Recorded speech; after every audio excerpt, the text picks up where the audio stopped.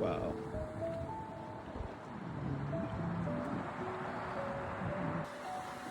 এই রাস্তা বরাবর মানুষ হাঁটতেছে আর কি। পাশে আছে সাগর, এখানে আবার একটা পিয়ারও আছে, মানে আপনি হেঁটে হেঁটে ওই মাথায় সামনে যেতে পারবেন।